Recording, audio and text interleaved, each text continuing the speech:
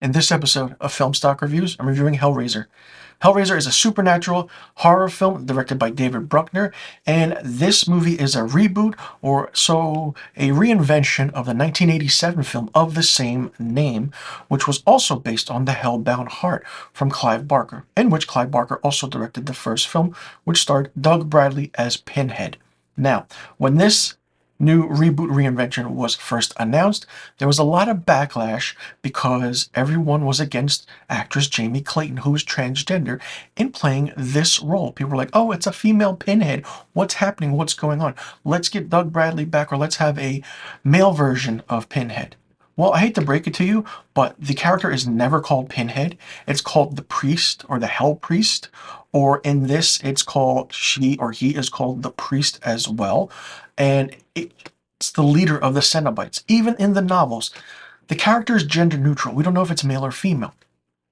So let's put that aside. Now, the thing is, this is the so-called 11th installment overall in the movie, and it tells the story of Riley, who is a young woman who is fighting addiction and comes into the possession of the puzzle box. Now, the reason it's called the puzzle box and not the lament configuration, which it was called in the original movie, is because of one certain reason. Now, somehow this puzzle box, like I said, comes into the possession of Riley because of her boyfriend, Trevor, who she met at a 12-step program. You know, their context and their aspect of the dynamic of how these characters are written are so far out of left field that it doesn't mesh and it doesn't work at all. The movie starts off with Goran Vishnik, who plays Roland Voigt, who is a charismatic businessman, collector of the arts, artifacts, so far you could say an occult collector, who collects these things and basically tries to summon the Cenobites by sacrificing certain people. So after they, figure out the puzzle box. Now, basically, as the movie goes on, which is a very, very slow burn, Riley sees the priest, Pinhead for that matter, if you didn't understand. I'm just going to say Pinhead because I'm pretty sure a lot of you who watch this review will be giving those negative comments like, you should just call it Pinhead, or whatever. Pinhead is shown very quickly in when Riley first sees it. And it's just a quick maybe flash. But there are other Cenobites in the aspect world of the everything that's happening. So basically what happens is that when you figure out the puzzle box and it cuts you, it drinks your blood and it takes you, and it's a sacrifice to whoever the higher power is, or so-called the audience to God. Now, as the story progresses, I'm not going to give any spoilers away because you have to see it for yourself. It's very different than what you think the Hellbound Heart is, that novel, and what you think the original Hellraiser is. The original Hellraiser, we didn't see Pinhead up until the last 20 minutes of the movie, which was great. The priest, or Pinhead, in this is really, really prominent. Now, we don't see this character fully up until maybe, I want to say, an hour into the film fully.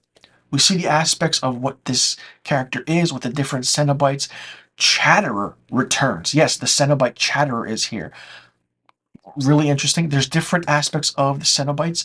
I want to say there's someone called Flatface. There's Weezer with the lungs or something. There's it's just someone with a mask and is just trying to breathe, and there is another one who has, like, it feels like an homage to the female Cenobite in the first one with her head. It's very interesting how the aspect is done through the costumes and the designs.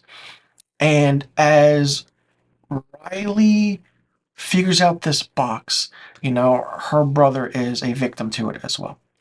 So something happens. They take a life or a sacrifice. Now, there's a whole aspect of how Riley gets into the mansion that Roland Voigt has. She finds all this stuff, and in the beginning, you see that this house is made like the puzzle box. The house itself is a puzzle, in a way, like a labyrinth, so to speak. Now, when that tutorial aspect comes forward and we get the story going, Riley finds out that each sacrifice takes a life. to meet with God, as I stated in the beginning of this interview. There are different aspects to the puzzle box. The first configuration is the lament configuration. Then it goes into different aspects of turning into different shapes. Once you get to the last shape, you can meet or you can have your greatest desire. I'm not too sure what all the other configurations are, but I know it's lament configuration, Lazarus, Leviathan, Laurent, and there's something else. There are a total of 6. I love the aspect of that was in this movie. We had different ways of, you can, oh, it's the lament configuration. In the original, you just turn it, puzzle, that's it. The Cenobites arrive. You open the box, we came. Nothing like that in this film at all. We have a story. So far, a 6th configuration structure of 6 people who have to be sacrificed in order to see this whole aspect of what you want, what your desire is. And the priest or Pinhead really establishes the meaning of every single thing. The priest is there just working for the Leviathan, and we know the Leviathan through the aspect of the first Hellraiser movie and Hellbound Hellraiser 2, which starred Doug Bradley. The Like I said, the movie was a slow burn at times. The character development didn't really fit well. Riley didn't feel like that character that, Christy was in the first Hellraiser, and it just didn't feel empathetic at all. The way Hellraiser was and the way Pinhead is in this film was really good. Jamie Clayton did an absolute phenomenal job. She's front and center, and the aspect of the character being in bright light, bright lighting and, not in the dark, not shadows or anything, but full-fledged. You see the suit skin that it has on. There's no leather, there's no bondage, and there's no BDSM, whatever, what people thought, the original was. There's none of that in this. Basically, your skin is pulled back in a way in certain variations or different aspects and shows your insides of your nerves and your flesh, and that's how you become a Cenobite. Really interesting aspect. And not only does Pinhead have powers, the other Cenobites have powers as well. There's one Cenobite who uses the power and tries to, kill someone else, which shocked me because I thought Pinhead had the whole control. But it looks like each Cenobite has their own different thing of what they do. The movie is very symmetrical, and the reason I say symmetrical is that you see aspects of shapes. The puzzle box is really, really prominent with the square shape, circles, triangles. If you really pay close attention, you'll see that aspect to it, and you'll see everything, how it comes about. When the box drinks the blood and turns into a different configuration on its own accord, it's absolutely brilliant, absolutely brilliant. And how Roland Voigt survived and how his so-called nerves are being continuously played in his body is just, oh, it's just really, really interesting and weird.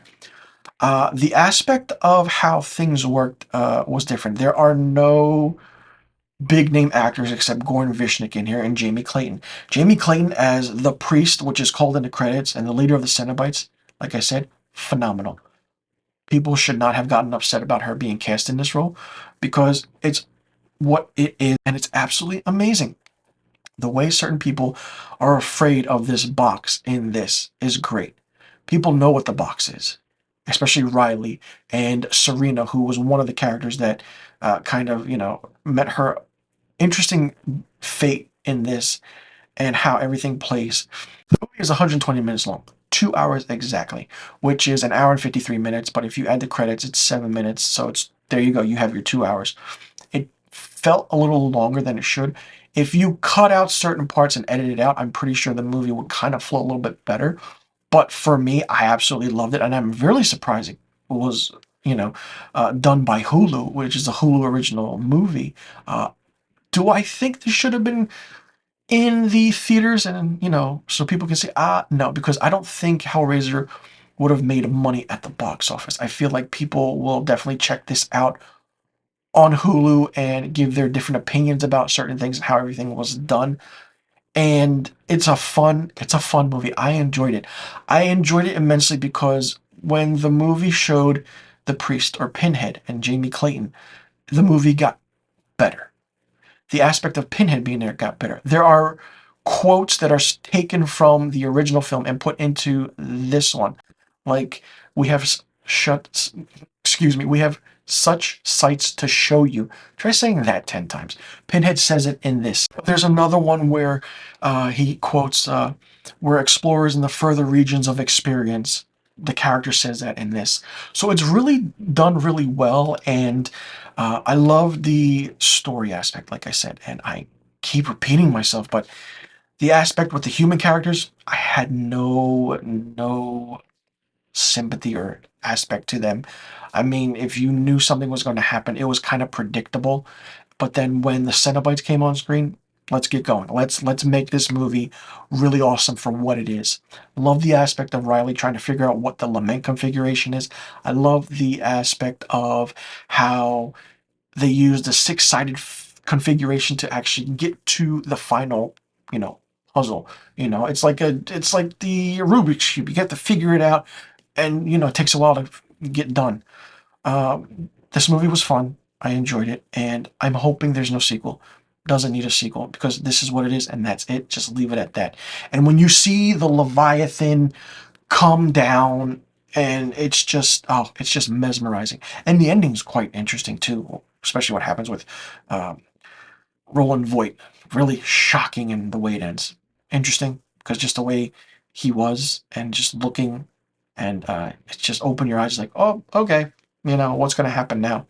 For me, Hellraiser gets 3 out of 5 stars. Let me know in the comment section below what you thought about Hellraiser, the reboot, reinvention, or the 2022 film. Did you like it? Did you not like it? What did you think of it? What did you think about Jamie Clayton playing the priest, or some of you might say the Pinhead or the Hell Priestess? Do you think she did a phenomenal job? What do you think about the human characters in this? Did you like the different aspects of the different Cenobites that were in it, or do you think there were too much of it? What did you think about Roland Voigt as the villain? And do you think that this Pinhead was more sympathetic than the original Pinhead in the 1987 movie of the same name? Let me know in the comment section below about all the questions I just asked. And also let me know what rating you would give Hellraiser. And I'll see you all in the next review video.